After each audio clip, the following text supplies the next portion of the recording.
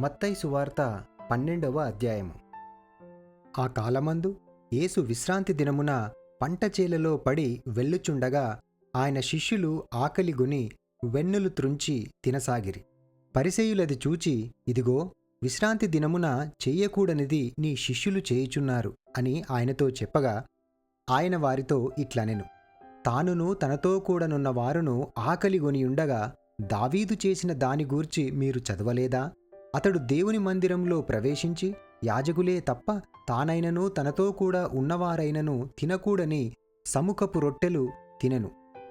మరియు యాజకులు విశ్రాంతి దినమున దేవాలయంలో విశ్రాంతి దినమును ఉల్లంఘించియు నిర్దోషులై ఉన్నారని మీరు ధర్మశాస్త్రమందు చదవలేదా? దేవాలయము కంటే గొప్పవాడిక్కడ ఉన్నాడని మీతో చెప్పుచున్నాను. మరియు కనికరమునే కోరుచున్నాను గాని బలిని నేను కోరను. ఆ వాక్య భావము మీకు తెలిసి ఉంటే నిర్దోషులను దోషులని తీర్పు తీర్చకపోదురు. కాగా మనుష్యకుమారుడు విశ్రాంతి దినమునకు ప్రభువై ఉన్నాడనెను. ఆయన అక్కడి నుండి వెళ్ళి వారి సమాజ మందిరంలో ప్రవేశించున్నప్పుడు, ఇదిగో, ఊచచెయ్యి గలవాడొకడు కనబడెను.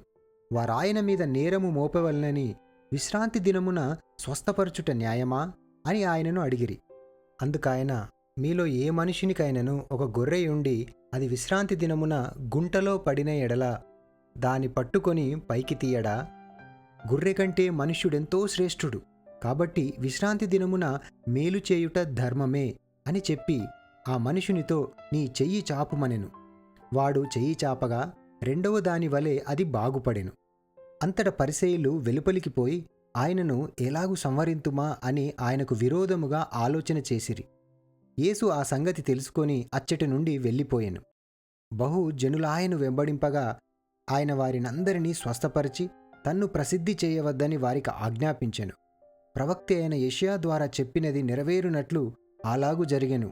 అదేమనగా, ఇదిగో, ఈయన నా సేవకుడు, ఈయనను నేను ఏర్పరచుకొంటిని. ఈయన నా ప్రాణమునకిష్టుడైన నా ప్రియుడు. ఈయన మీద నా ఆత్మనుంచెదను. ఈయన అన్యజనులకు న్యాయవిధిని ప్రచురము చేయును. ఈయన జగడమాడడు, కేకలు వేయడు. వీధులలో ఈయన శబ్దమెవనికినీ వినబడదు. విజయముందుటకు న్యాయవిధిని ప్రబలము చేయు వరకు ఈయన నలిగిన రెల్లును విరువడు. మకమకలాడుచున్న అవిసె నారను ఆర్పడు. ఈయన నామమందు అన్యజనులు నిరీక్షించెదరు అనునదే.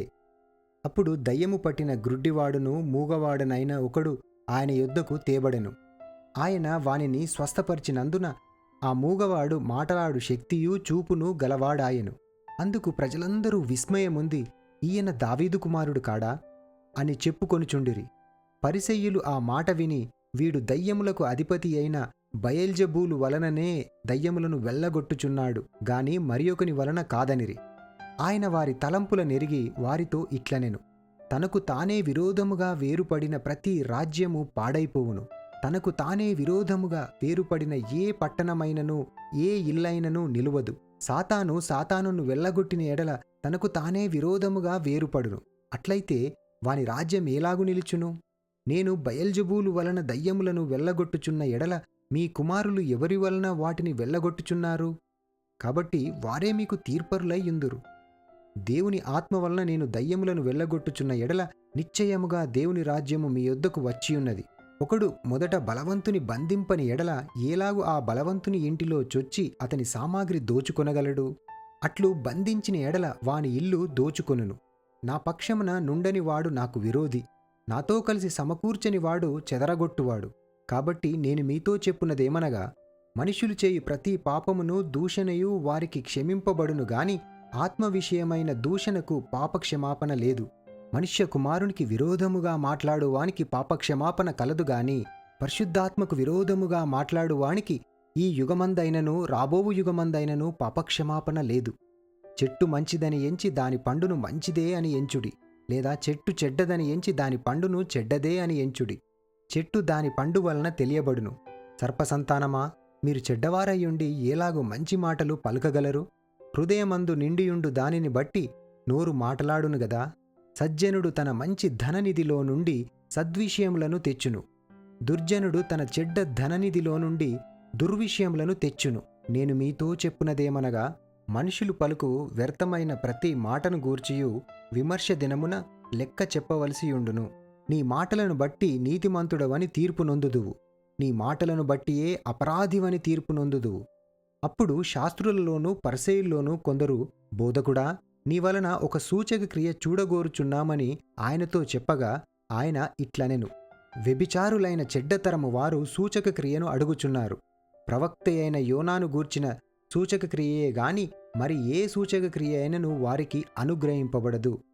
యోనా 3 రాత్రింబగళ్ళు తిమింగలము కడుపులో ఎలాగుండెనో అలాగు మనుష్య కుమారుడు 3 రాత్రింబగళ్ళు భూగర్భములో ఉండును. నినివేవారు యోనా ప్రకటన విని మారు మనస్సు పొందిరి గనుక విమర్శ సమయమున నినివేవారు ఈ తరము వారితో నిలువబడి వారి మీద నేరస్థాపన చేతురు. ఇదిగో, యోనా కంటే గొప్పవాడు ఇక్కడనున్నాడు. విమర్శ సమయమున దక్షిణ దేశపు రాణి ఈ తరము వారితో నిలవబడి వారి మీద నేరస్థాపన చేయును. ఆమె సొలొమోను జ్ఞానము వినుటకు భూమ్యంతముల నుండి వచ్చెను. ఇదిగో, సొలొమోను కంటే గొప్పవాడు ఇక్కడనున్నాడు. అపవిత్రాత్మ ఒక మనుష్యుని వదిలిపోయిన తరువాత అది విశ్రాంతి వెదుకుచు నీరు లేని చోట్ల తిరుగుచుండును. విశ్రాంతి దొరకనందున నేను వదిలి వచ్చిన నా ఇంటికి తిరిగి వెళ్ళుదుననుకొని వచ్చి ఆ ఇంట ఎవరునూ లేక అది ఊడ్చి అమర్చియుండుట చూచి వెళ్ళి తనకంటే చెడ్డవైన మరి 7 దయ్యములను వెంటబెట్టుకొని వచ్చును. అవి దానిలో ప్రవేశించి అక్కడనే కాపురముండును. అందుచేత ఆ మనుష్యుని కడపటి స్థితి మొదటి స్థితి కంటే చెడ్డదగును. అలాగే ఈ దుష్టతరము వారికిని సంభవించును అనెను. ఆయన జనసమూహములతో ఇంకా మాటలాడుచుండగా ఇదిగో, ఆయన తల్లియు సహోదరులను ఆయనతో మాటలాడగోరుచు వెలుపల నిలిచియుండిరి. అప్పుడొకడు, ఇదిగో, నీ తల్లియు నీ సహోదరులను నీతో మాటలాడవలనని వెలుపల నిలిచియున్నారని ఆయనతో చెప్పెను. అందుకాయన తనతో ఈ సంగతి చెప్పిన వానిని చూచి, నా తల్లి ఎవరు, నా సహోదరులెవరు అని చెప్పి తన శిష్యుల వైపు చెయ్యి చాపి, ఇదిగో నా తల్లియు నా సహోదరులను, పరలోకమందున్న నా తండ్రి చిత్తము చొప్పున చేయువాడే నా సహోదరుడును, నా సహోదరియు, నా తల్లియు అనెను.